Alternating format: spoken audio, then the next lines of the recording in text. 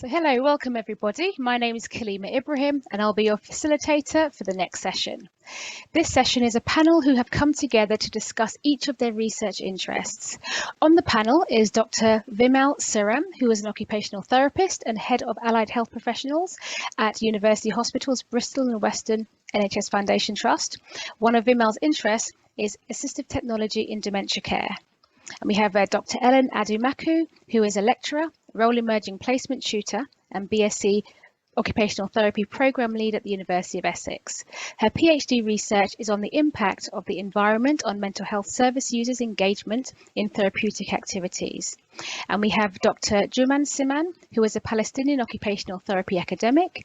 He studies the everyday forms of resistance of Palestinian olive growers and shepherds living under conditions of segregation, military occupation, and settler colonialism. So please read their full bios on the symposium platform. So the session is structured to enable each panel member to take the platform for 10 minutes. Once the speaker starts, I will turn off my camera and reappear when the speaker has 2 minutes left. Once all the speakers have finished, we turn to you, the audience, to use the Q&A platform to ask your questions. We've left approximately 30 minutes so we have good time to answer your questions. So any questions that the audience have, you can put your questions anytime into the Q&A platform and vote for any questions you see on there that you would like our panelists to answer. We will start with Vimal, then we'll go to Ellen and then end with Juman. So thank you. So over to you, Vimal. Thank you very much, Kalima. I'll start sharing my screen. Morning, everyone. As Kalima has introduced me, I won't go through that again. I'm going to share my research that I did as part of my DPhil in population health, looking at the carers' experience of using assistive technology in dementia care. I'll go through what I did as part of the systematic review, qualitative study, followed by designing a questionnaire for use in a survey, and then using mixed methods research to analyze the survey results, and following that, using some explanatory interviews to identify what the survey respondents meant by some of the survey answers, and talk a little bit about what my research showed and any conclusions in OT practice. My research is done at the University of Oxford, so the ethics approval for the research was from the university. I set up a research advisory group having 2 people with who were caring for a person with dementia, as well as a person with dementia, on my research advisory board, mainly to ensure that the impact of my research and what I was doing was informed by their lived experience throughout the research process. And I used 2 large recruitment databases, one funded through the NIHR and one through the University of Oxford itself. So this is what I wanted to achieve as part of my research. I wanted to look at what types of assistive technology were being used and what they preferred for use with persons with dementia, understand how carers use assistive technology and what the benefits and disadvantages were, and also what support carers needed and the impact, if any, that assistive technology had on carers and their well-being. Just by way of context, there are about 850,000 people with dementia in the UK currently, and is expected to go over 1 million people by 2025. And as part of the research, I've defined informal carers, and I'll keep using the word carers from now on, are a relative, a family, a member, a friend, or a neighbor who supports a person with dementia, and the person with dementia cannot cope without their support. So that's the definition I've adopted for my research. And for assistive technology, I've used a very broad definition. I've said any electronic equipment that can support functional abilities of someone who is dependent on them for cognitive, physical, communication difficulties. And in the context of dementia, we're talking about things like talking clocks, robotic toys, vacuum cleaners, dementia clocks, door exit alarms, GPS monitors, false monitors. So the whole series of devices that you can use to support a person with dementia to live independently in the community. And my research was focused on people who are living in their own homes as opposed to living in a care home or in a hospital setting. This was how my research was structured. I started off with a systematic review. I used the findings from the review to inform my interview topic, to explore in more detail what people felt and thought about assistive technology. I used the findings from that a qualitative study to inform questionnaire development, and I used cognitive interviews to develop the actual questionnaire, and then used mixed method study to survey a population of carers in the UK, and a selective population of those who completed the survey ended up being interviewed by me again to explain some of the survey findings, and then I mixed the findings from the survey and the second set of qualitative interviews to interpret some of the findings. This just sort of gives you an overview of timing. I'm assuming someone will make these slides available to you, so you have this for your use and to look at it in more detail later.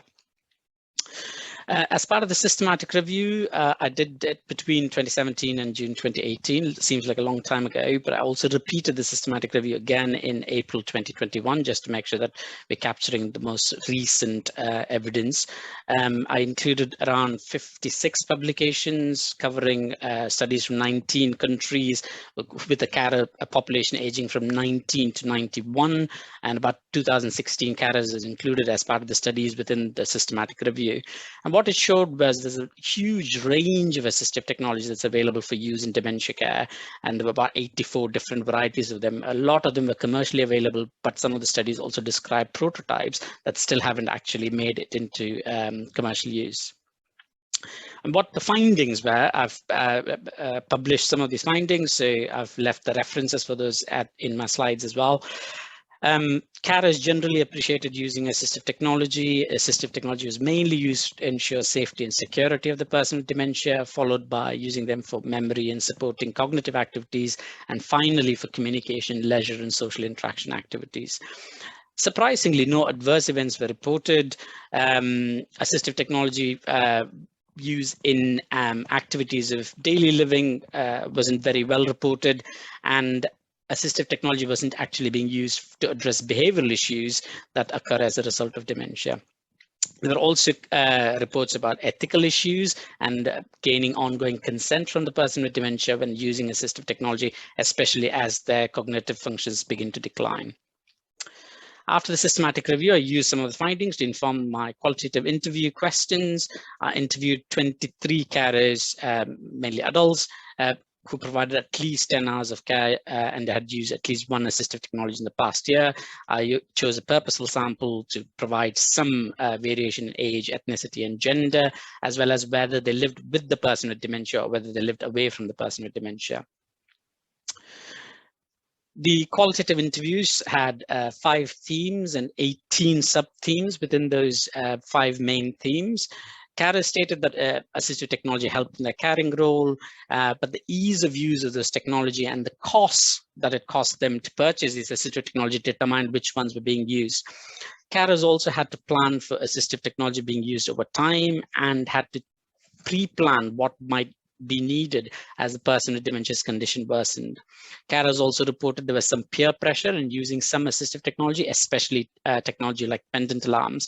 So even if the person with dementia didn't need it at that time or could not use it adequately, they still had to get it because somebody else that they knew had a pendant alarm, for example. Carers also needed help and support with accessing information and available technology, especially if they're spousal and older carers themselves and didn't understand how to use or how to use the internet to search for information. And some carers expressed concerns of privacy and confidentiality, especially when they were using technology like webcams to monitor whether the person with dementia was safe at home. Carers also preferred a technology that did not require active input, so technology that could automatically recognize when a person had fallen or had not made their meals or had not left the room, for example, especially when their cognitive decline emerged. And findings from this survey, qualitative study were also published. Using the systematic review findings and the qualitative study findings, I created a questionnaire called the CATQ, that's the Carers Assistive Technology Experience Questionnaire, to explore the themes from these qualitative interviews were resonating with the much more wider population across the UK. And because carers had reported stress and also had talked about financial issues, I wanted to explore a little bit about that as well. I developed a questionnaire following best practice guidelines by Alzheimer's Society, to use the correct terminology of how we address people with dementia, as well as how we address carers of people with dementia. The questionnaire itself has a mix of behavioral, opinion, factual questions, and I used a particular technique called cognitive interviews, and to reduce the burden on people who were helping inform the questionnaire development, I used PDSA cycles, the rapid cycles test for change, to ensure that the burden on participants was less. The draft that I tested over 7 drafts using 9 iterative cycles with 9 different carriers, and I chose a sample of women and men to help inform the questionnaire as well, just to make sure that there was no gender bias. I finally used the questionnaire to do a survey, and when I started the survey is when COVID restrictions started coming in, so I had to switch between online and postal surveys, so that caused initially some confusion and slight difficulty in collecting data. But that was very quickly overcome. And we had 201 participants who completed the full survey. I had a return of about 224, with some survey questionnaires weren't usable because they hadn't completed it in full. There's a good mix of people who responded to surveys, so people living with the person with dementia as well as people living away.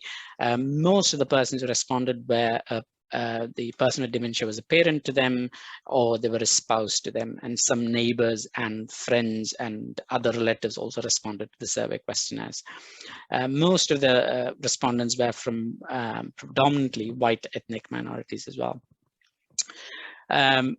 What the survey showed was smartphones and tablet computers and video communication systems and dementia clocks were the most commonly used assistive technology. They were mainly used for safety and communication, followed by memory and reminders. Pendant alarms and, interestingly, audiobooks were the most frequently abandoned assistive technology. And assistive technology, where it was used, was considered extremely or somewhat good, and they would recommend it to other people. In exploring the quality of life of the carers, I used SF12 to understand what the physical and mental quality of life was. Carers who were in the 46 to 65 age group had lower mental component scores, and the interpretation at that time was because they were a sandwich generation, because we're looking after people or the parents who were older and had dementia at the same time as looking after a younger family that they were responsible for as well. Following the survey, I did a sample of the people who responded to the survey. I did another set of interviews with them. So I purposefully chose 23 participants, mainly women. That was because the number of people who completed the survey were more women, and who agreed to participate in the interviews were more women as well. We chose children and spousal partners of patients with dementia, and most of the persons were actually living with the person with dementia, and others were visiting them daily or weekly. And I've categorized that again into 5 themes and about 14 sub-themes. And what it showed was how assistive technology was being used, the satisfaction of the assistive technology and why it was being used, and the impact on daily life and routines of people. One of the things that emerged was about ethical problems and how they solved those. People invariably, because of safety concerns of the person with dementia, ongoing consent and ethical issues were ignored so that people could continue to provide support for persons with dementia. And because this, again, the set of interviews were done over COVID restrictions, there was a huge impact of COVID on how people were supporting persons with dementia, and the amount of shock and the deterioration that they found, especially in older persons with dementia, emerged as part of the findings from this qualitative interviews as well. What my entire research found was assistive technology is an adjunct and not a replacement for care. Carers continue to need ongoing support for the use of assistive technology. Safety, followed by communication, cognitive support were the main uses of assistive technology, and then for social and leisure activities. Assistive technology did have an impact on mental, physical, and social aspects of caring, and this is important to consider that as well. In terms of us as occupational therapists, we need to be involved in the development of assistive technology and encourage carers being involved in the development as well. Carers need information on where to find the technology and how to use it, and more assistance in funding for the assistive technology, because they were paying for most of this.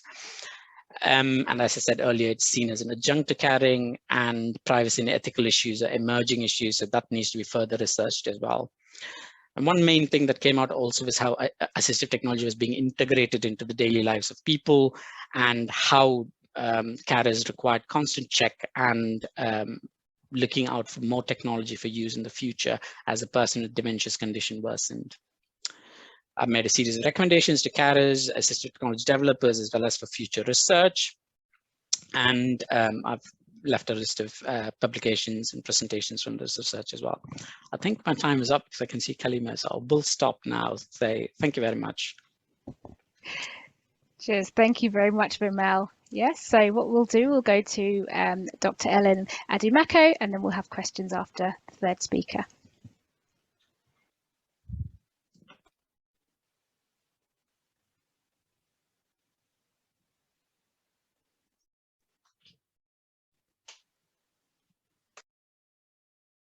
Ellen, you're on mute there, I'm afraid. Can you unmute? Thank you. Okay, sorry, I think I was still muted. Okay, yeah, welcome everyone. In this presentation, I'm presenting a section of my PhD research where I looked at staff, mental health staff and service users, what they think of the environment and how it either facilitates or inhibits service users' engagement in therapeutic activities. And therapeutic activity in this PhD was defined as those meaningful activities service users engage in that as occupational therapists, we set goals, we measure outcome and assess a direct impact on their health and well-being.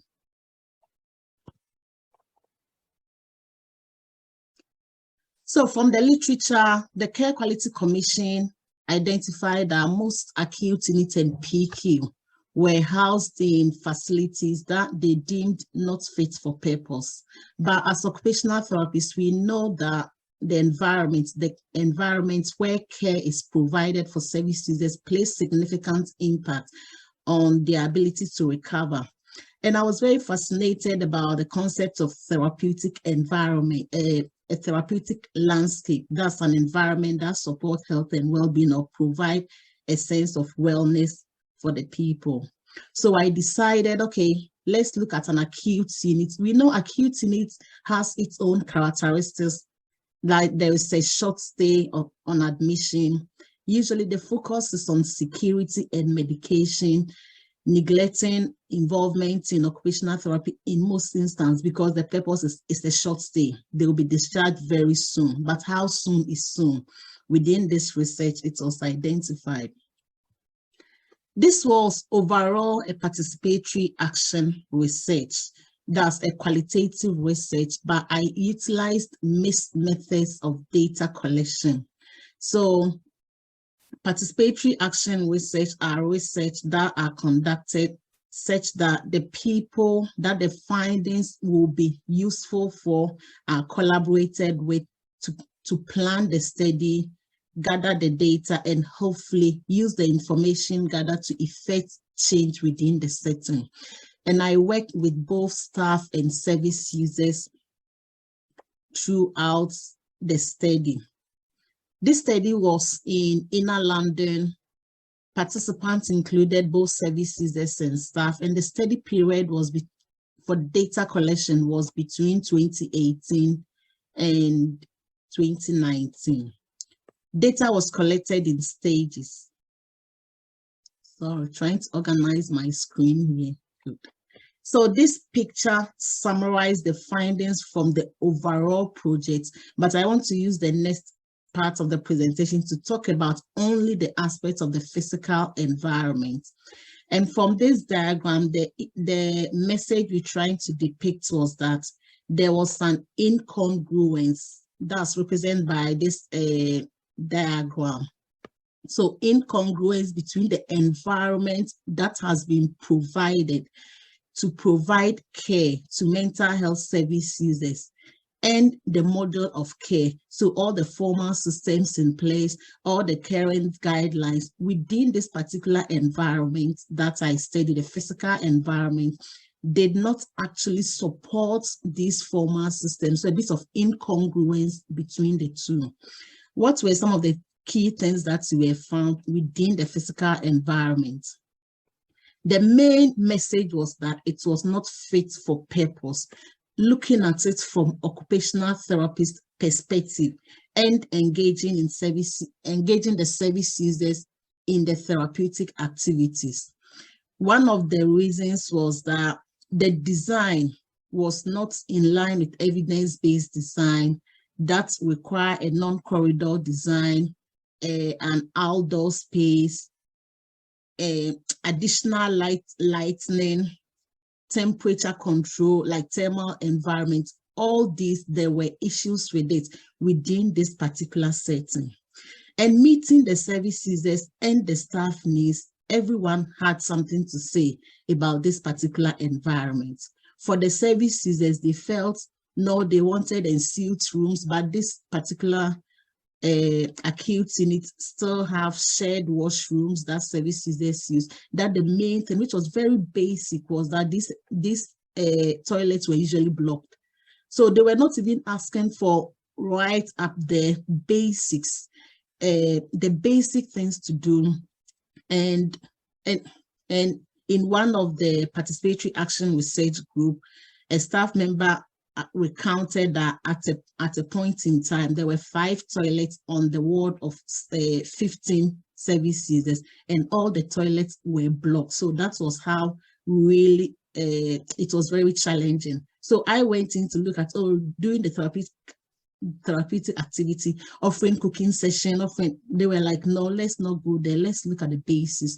Even that one is not very, very helpful. And one key thing that kept coming out was that the competitive environment of having these facilities within inner city. So this research, the site was right in inner London. So it's a very old facilities that the original design was from the 80s, and it's changed its use, and now it's being used an acute unit.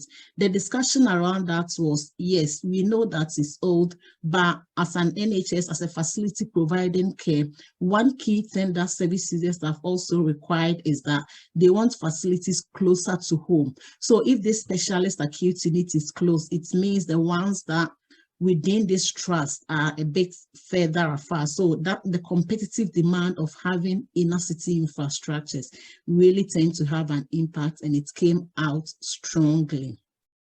So what were the key points? Usually, because of the literature, acute units, short stay, medication, security. In the literature, the emphasis has not been on therapeutic activities. Even if they are there within a day, as occupational therapists, we know that there needs to be an environment that will also support the people, though they are unwell, though they may be at risk, but there are something that they still need to do.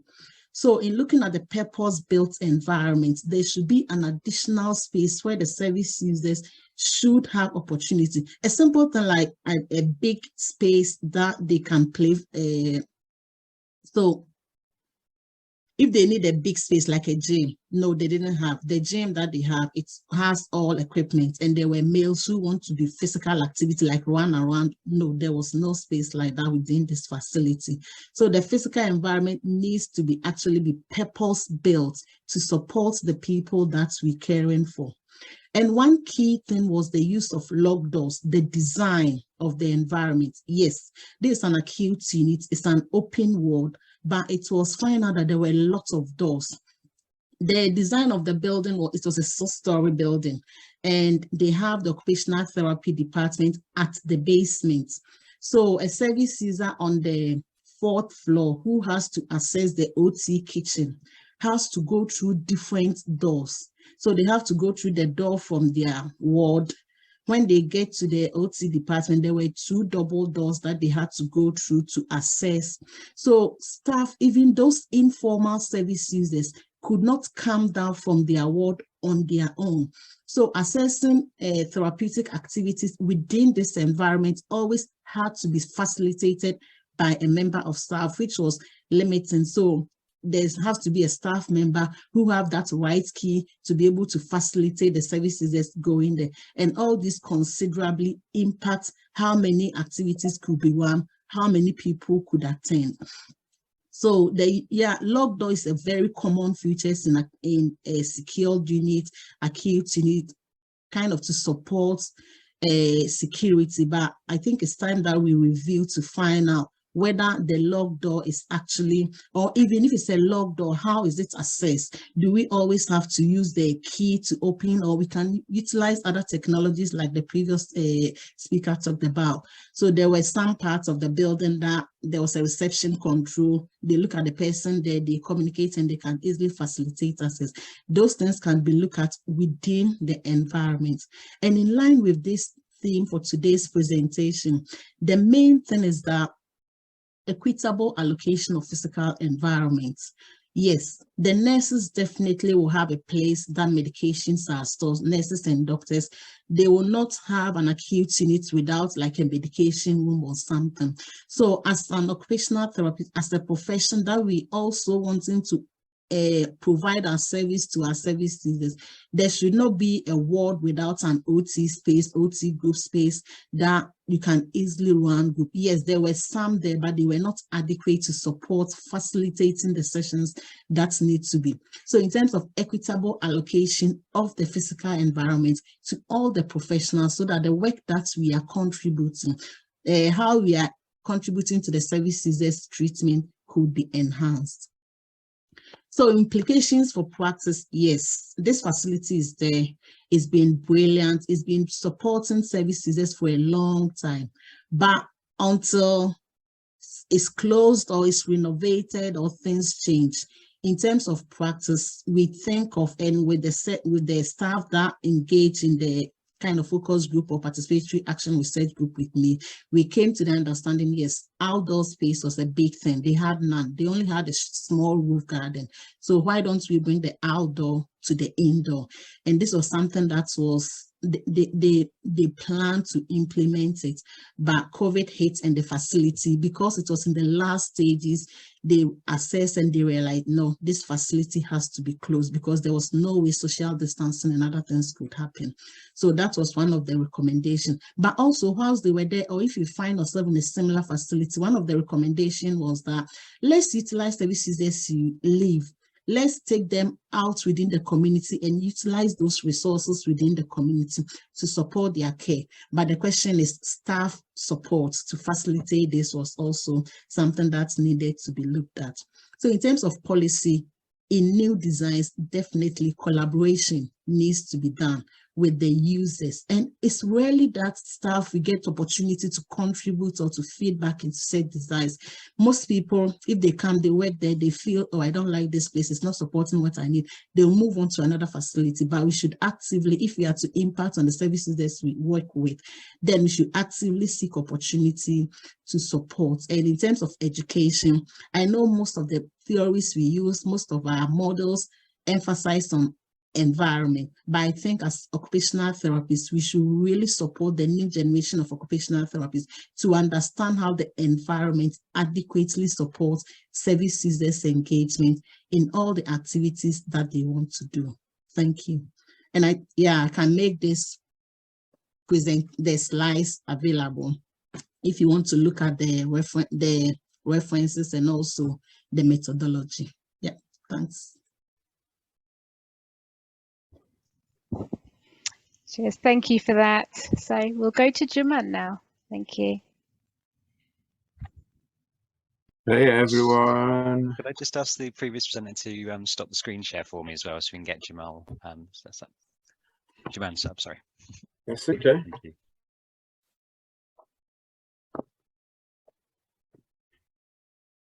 So will I be able to control the slides? You can ask me for next slide, is that okay? For this? Yeah, sure, absolutely.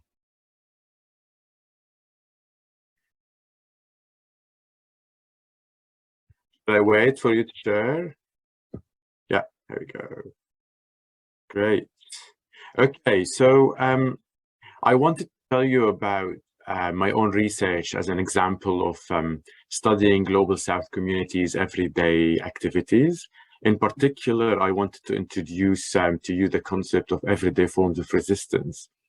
What I'll be sharing with you is a case example of alternative ways of doing and knowing that might make occupational therapy more equitable and inclusive.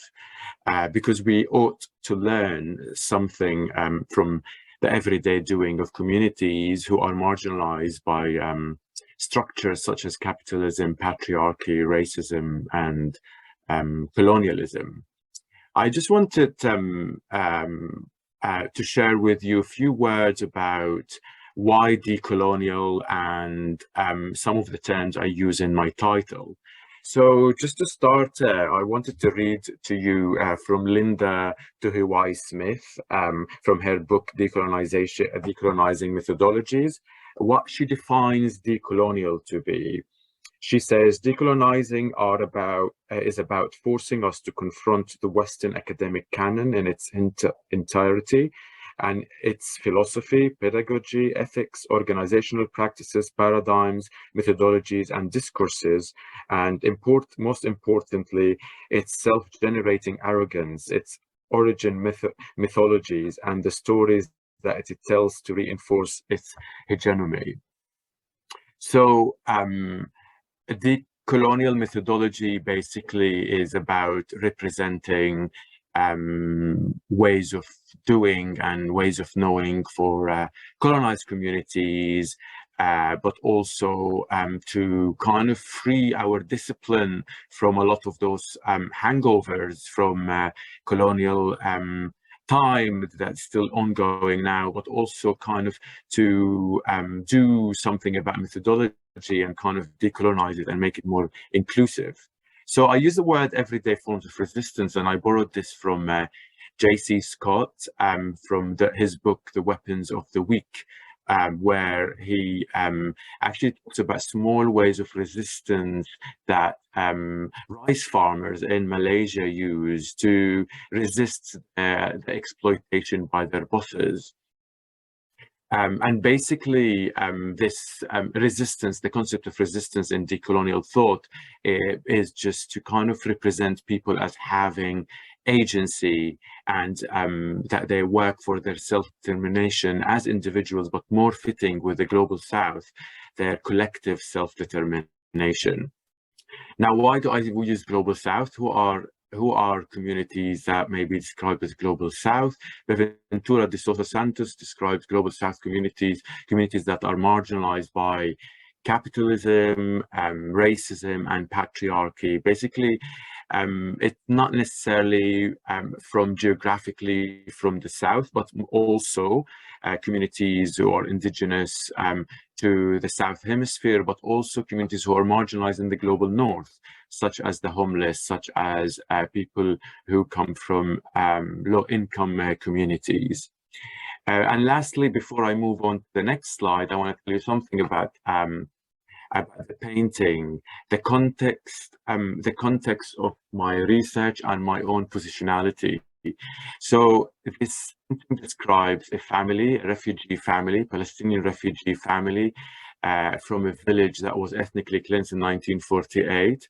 But this family who were farmers before they lost their land and their village and became refugees have continued to practice some of those practices that they took with them from their land-based culture. For example, there is a practice in Palestine called gleaning, and this refugee family who is depicted in this family picture by a friend of mine called Ayed Arafi, have continued to glean trees that belong to others, because farmers who have trees in Palestine allow others who may not have trees to come and glean the fruits that they don't need, thus share it with the community. But also this this painting is part of an exhibition, was part of an exhibition I went to that is called Sumud, which is a term I have heard from olive farmers and shepherds in Palestine, and I will explain to you in a minute. That was one of the themes of my study. But as you know, Palestine, as you may know, Palestine is a country that has been colonized for hundreds of years. We had the Ottomans and then the British, and then now it's become, most of Palestine become Israel, and most of its indigenous communities have been displaced. And I am a Palestinian, but I'm a citizen of Israel, so my community has not been displaced like the majority of the Palestinians, and I continue to live in my family continue to live in the area that became to be Israel. And I wanted to go back to my own community to discover a little bit and to learn. Actually, discover is not a good word in decolonial thought, because we're not discovering, we're learning from. Learn from my own community about their everyday life and what we can learn from them to take it on and adopt it in occupational therapy, but also more importantly, occupational science, that I also kind of frame my work in. Lee, can I use my second slide now? Thank you. So as my research went on, I realized that I'm not only looking at ways of actions.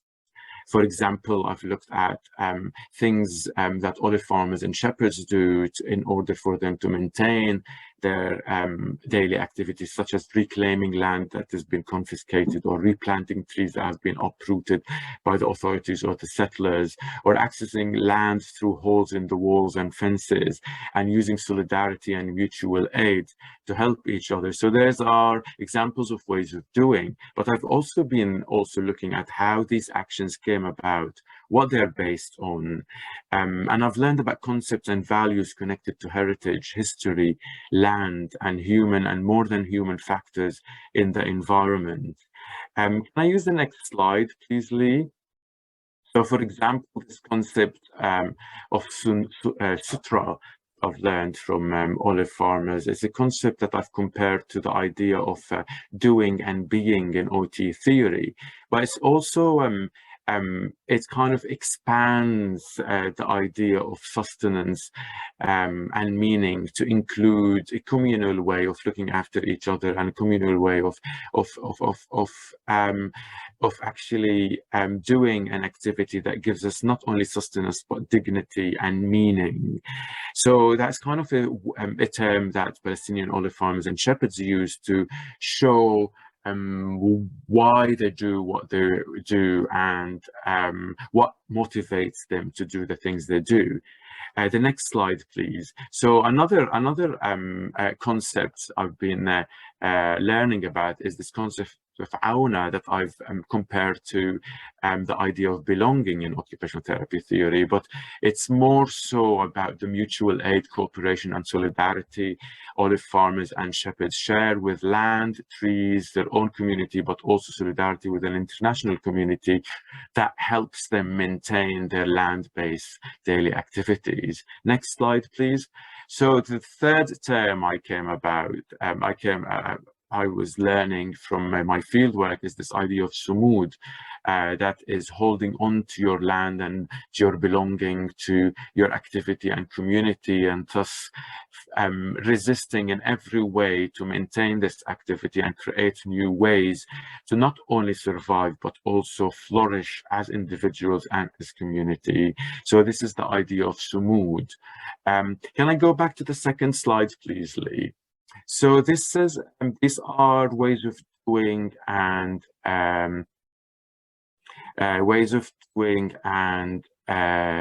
knowing that I've learned about in my research, that I've been interculturally translating to global north concepts such as doing, being, belonging, but also to global south concepts such as Ubuntu from Africa, or survivance from First Nations and indigenous communities in North America, for example. So these are ways of doing that are communal, that are resistive, and they're done for survival, but also for belonging and flourishing and self-determination, which is another word important in decolonial thought.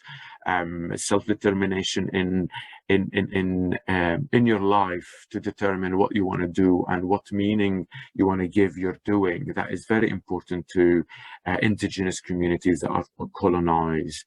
I don't know how much time I have.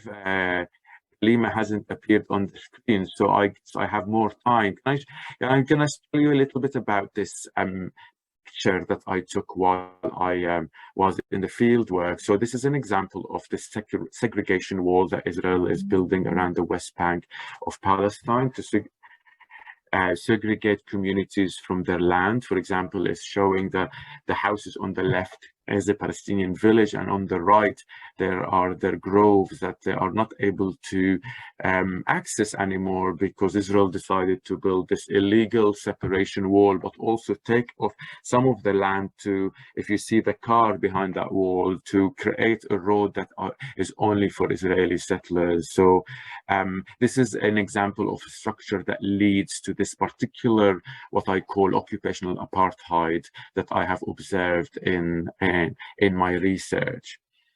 So can I have the next, the third slide, the original slide has the implications, please.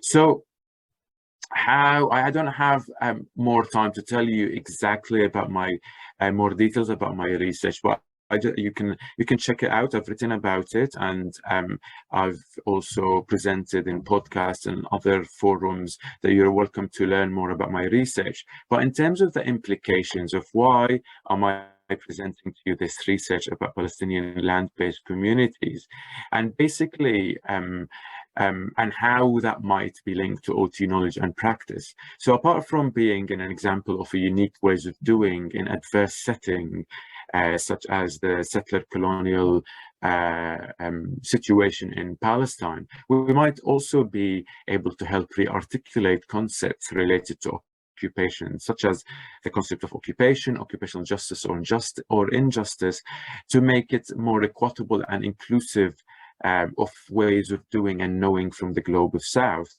More so, this is an example of how we can make possibilities for equity in action, for example, in research. So to diversify our methodologies and settings and place and people, but also to make headways into equity in action in terms of field of practice, in terms of collective occupation, the concept of occupational consciousness, and the idea of promoting communal and mutual aid ways of doing when working with marginalized communities. But also, hopefully, it will give some hope for equity and inclusivity in action in changing our knowledge, in introducing other languages, other value systems, and this idea of pluriversality, which is Mingulo from Argentina has introduced to decolonial thought from the Zapatista, that include kind of a diversity in uniqueness and difference, and how we can look for this diversity in our ways of knowledge and occupational therapy to make our discipline more inclusive. The graffiti that is in front of you is from a wall in a village called Batir that I visit. And in Palestine, the olive tree you can see and the cacti, they're both symbols for being rooted in your land. And in Arabic, the words are saying rooted like the olive trees. So this idea that Palestinian olive farmers and shepherds are rooted in their land and in their heritage and their everyday life, like the olive tree. So olive growing and shepherding are considered ways of life, but communities that are guardians of the land in Palestine. And I'm excited to continue to learn from their ways of knowing and doing, and be able to influence our profession to become more inclusive and equitable, therefore decolonize it, hopefully. I have This is all I have for today, so I will welcome your questions and your comments.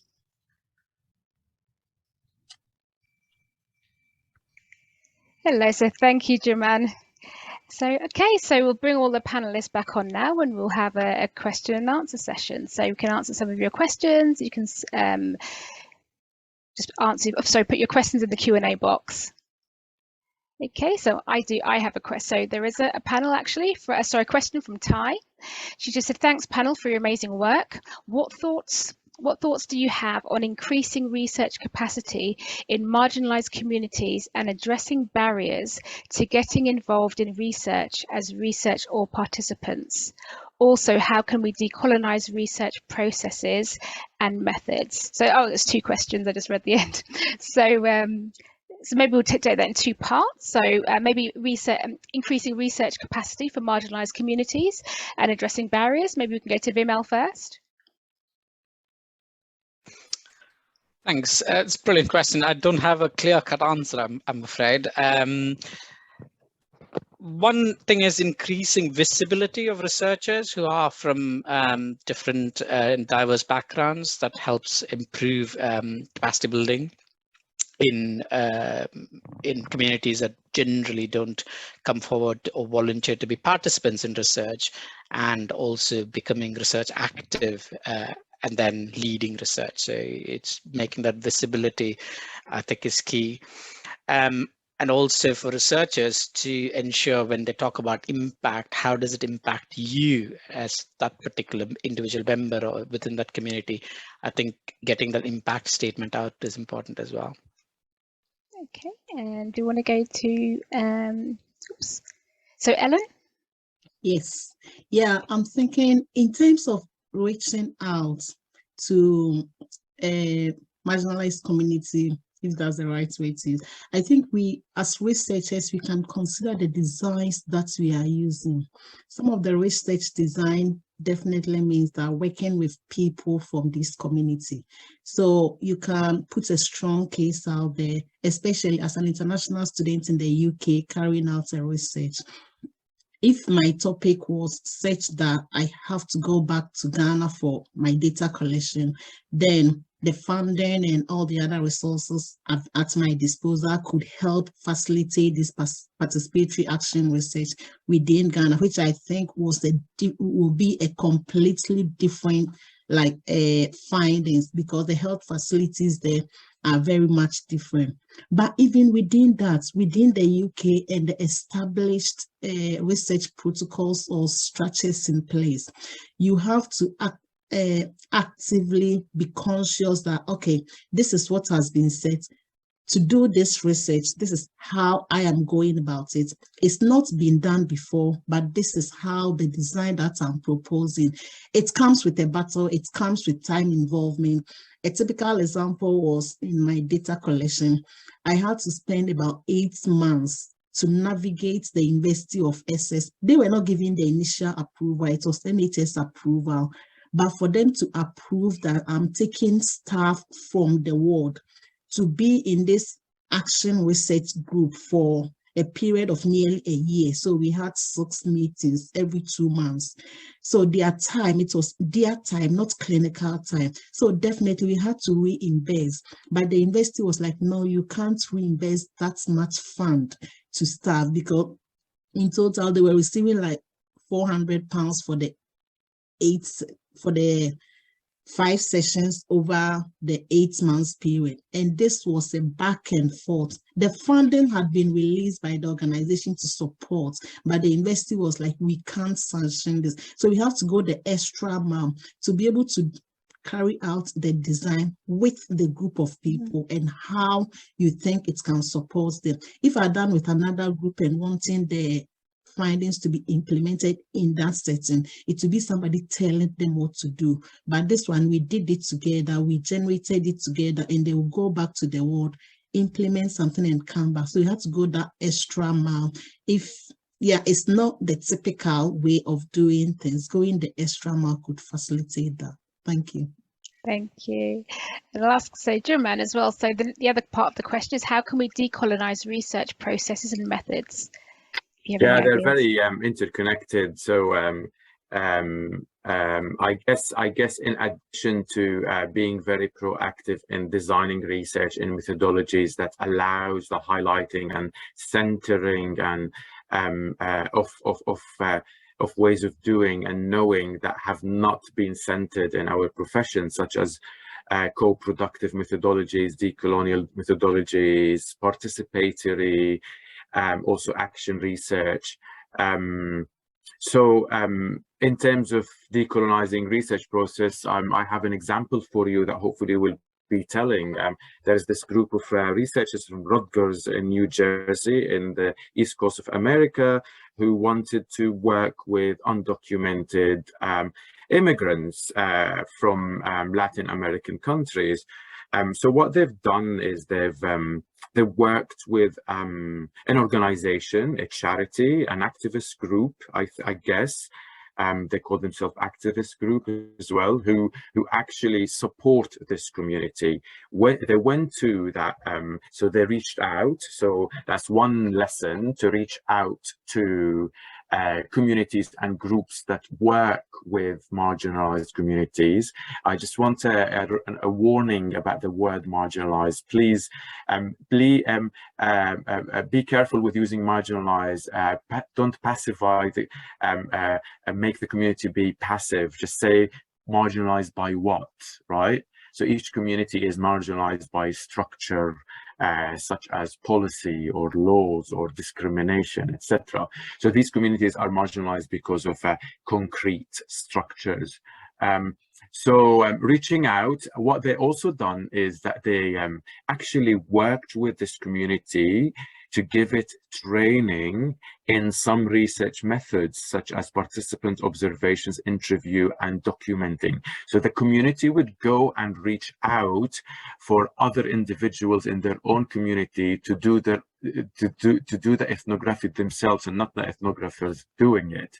And why they do that, they reach out to the community, they recruit more undocumented migrants who might need their services. So in that way, in addition to doing the research and teaching them how to do the research, they're also doing some community work. So really that kind of link between research and activism is very visible in this kind of decolonizing methodologies. And how to disseminate, for instance, their findings. They've disseminated their findings in things like they've done plays for the community, so they've done theater, or you may do a dance or a collage. You don't have to write it up in a peer-reviewed journal. So to increase the accessibility and the visibility of the knowledge produced by this research. So this is an example that I think we could adopt in decolonizing research methods and methodologies. I hope this answered the question. Yeah. Does any of the other panels have any questions, any answers on that? Any comments to make? So there is another question. It just says, thanks for the great question. Can we establish communities of practice for increasing engagement in research among BAMEOTs? And we'll go to maybe Vimal. I think there's one that already exists as part of the BAMEOTUK group. There is a separate community of practice for BAMEOTUK researchers, certainly. I don't know how active we are, but I suppose the question is a good prompt for us to become more active and to contribute more. I certainly want to support and help. But it's also about how do you make that visibility count as well. So we want to be able to support and grow our BAMEOTUK researchers, but also the impact it has on minoritized communities and how we can support the very people that either don't participate in research or don't get the benefits from research. So it's a two-pronged approach. But from my understanding, that group still exists, but we're not very active. Okay, and go to Ellen. Any comments? Yes, I think this would be a good idea. I've just heard it for the first time. Vimal, that such a group exists, so how to look out for and maybe or contact in future and put my name down. But also, I think going forward, if there's a group exists and we have a common agenda, what we want to push the areas that we want to actively pool resources together and develop. Because I think we all have a pocket of interest doing different things around this time. But if as a forum, we set like from the baby steps, okay, this year we're focusing on this, we're pulling resources and starting one step at a time. So this is a great idea that I'm happy to go for as well. Okay, and Juman, any comments?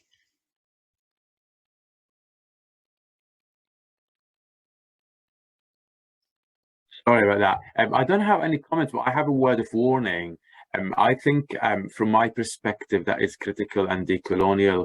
The separation between practice and research is quite dangerous. I think we should, yes, groups and separate groups and communities are important, but it's good to be in discussion with each other, who are researchers, practitioners, but also activists on the ground. I think this activism, practice, and research should all come together. And I think we should all be doing all of this in a way. Yeah, and that's a way to make our profession more equitable, to kind of integrate these three elements, really. But yes, I will be happy to contribute and be part of such a community if there is one. Yeah, there is a question on here actually asking someone's asking for the contacts of that research group. What do they mean by contact? I think Lily set the group up, and she used to regularly attend the BAMEOTUK group. Perhaps as part of the slide deck circulation list, we could send out where we could reach out to people. And the Slack in the BAMEOTUK group has a separate section for research development as well. Yeah. Okay, well, thank you very much for your questions and for your time. So there's lots of interesting points made. I'm sure everyone would agree, obviously, this is a worthy session and we can't obviously be running out of time. So we've had lots of points were made, such as, you know, the carer's experience of assistive technology in dementia care. Obviously Ellen's talk as well, considering the physical environment and the collaboration for new designs for service user engagement, and also decolonial thought and ways of doing, ways of knowing for colonized communities to participate in everyday activities, community and belonging, obviously in research that we just discussed. There were obviously much more, but we obviously can't mention it all right now. So we're planning for our next year's symposium, and we are raising money for that on the GoFundMe page. The link is on the symposium platform, so please donate to the GoFundMe pot if you can. Any amount is helpful. So please join us for a short wellbeing session with Ed Sum to recharge, ready for the afternoon before you go to lunch at 1 p.m. and we return at 1:30 p.m. British Summer Time. So during this time, move around, step away from the screen, or you can also view the pre-symposium videos on the symposium platform. There's also a quiz on there, and also the presenters' full bios. So after the break, there is an international panel with Sheila Ivlev and Isla Emery Whittington, which will start at 1:30 p.m. British Summer Time. And Mish will introduce this session after lunch. So please join us now for the recharge session with Ed Sum. Thank you.